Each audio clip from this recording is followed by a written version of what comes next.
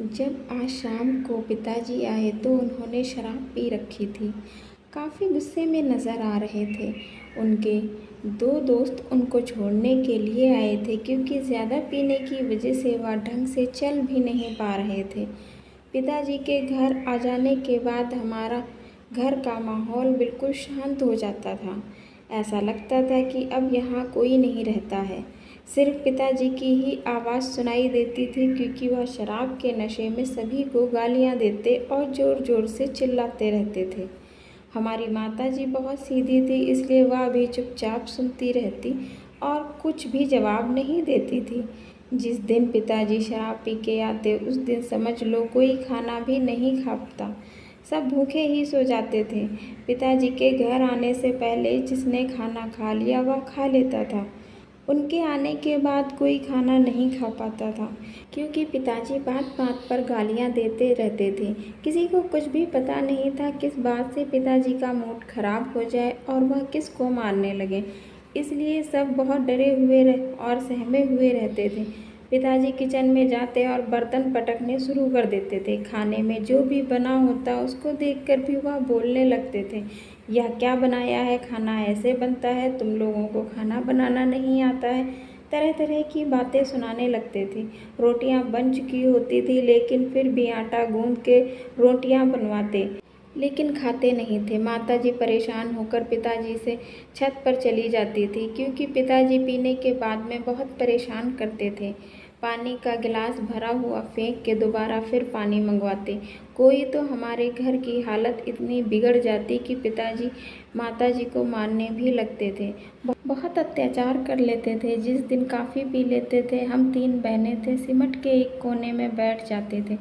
सब देखते रहते और कोई जवाब नहीं दे पाते थे। जब बात ज़्यादा बिगड़ती तो पापा को यही बोलते कि आप चुप हो जाइए, लेकिन पिताजी नशे में होने की वजह से हमारी कोई बात नहीं सुनते थे। रात के 12-1 बज जाते थे, हमारे घर से आवाज़ें आती रहती थी, कभी बर्तन तोड़ने की तो कभी गालियाँ देने की तो कभी चिल्लाने की। मोहल्ले पड़ोस के लोग भी बहुत परेशान हो जाते थे।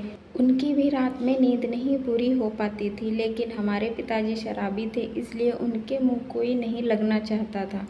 इस वजह से कोई कुछ भी नहीं कहता था, लेकिन पीठ पीछे सभी गालियां देते थे। इस मोहल्ले पड़ोस के किसी भी घर में खेलने के लिए हम नहीं जाते थे और किसी से भी बात नहीं करते थे क्योंकि मोहल्ले पड़ोस के लोग सभी अच्छे घरों से उठना बैठना पसंद करते थे और हमारा घर शराबियों का घर था। हमें भी बहुत शर्मिंदगी महसूस होती थी, लेकिन हम कुछ नहीं कर सकते थे क्योंकि पिताजी हमारी बात नहीं सुनते थे। पिताजी सरकारी नौकर थे, अच्छा खासा पैसा कमाते थे, लेकिन फिर भी हमारे घर में ज़रूरत का भी सामान नहीं था। हम सरकारी क्वार्टर में रहते थे, उस क्वार्टर के में भी पर्दे नहीं लगा सकते थे क्योंकि पिताजी को यह सब पसंद नहीं था। घर को सजाना उन्हें फिजूल खर्च लगता था, इसलिए हमारे घर की हालत जैसी थी जैसे एक रिक्शा चलाने वाले की होती है। मेरी माताजी बहुत परेशान थी, लेकिन वह भी छोड़कर कहीं नहीं जा सकती थी। बस उनकी ज़िंदगी भी पिताजी की गालियाँ और मार खाते हुए बीत रही थी।